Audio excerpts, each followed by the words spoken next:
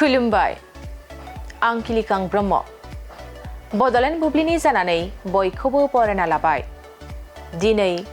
5 December 2024 नोंथांमोननो Bodoland बुब्लिया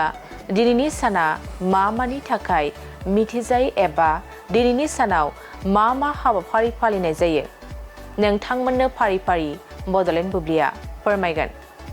दिनैनि सानखौ world सयल day महरै फालिनाय जायो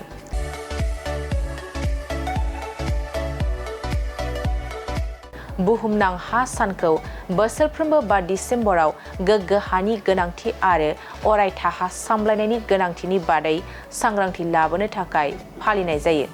बे सानखौ गिबि खेब 2002 मायथाइयाव हादर गेजेरारि हा बिगियान आफादा जागायजेनदोंमोन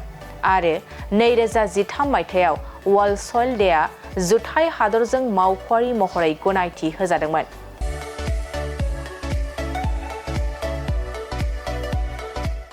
बेनि अनगायैबो दिनैनि सानखौ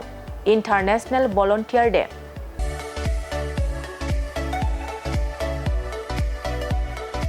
इन्टारनेशनेल निन्जा डे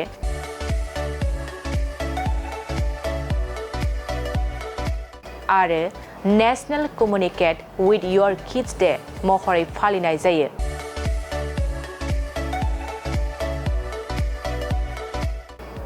नोंथांमोननो बड'लेण्ड बुब्लिया दिनैनि सानाव मा हाबाफारिजों मिथिजायो आरो मा हाबाफारिखौ फालिनाय जायो फोरमायबाय गोजोन्थों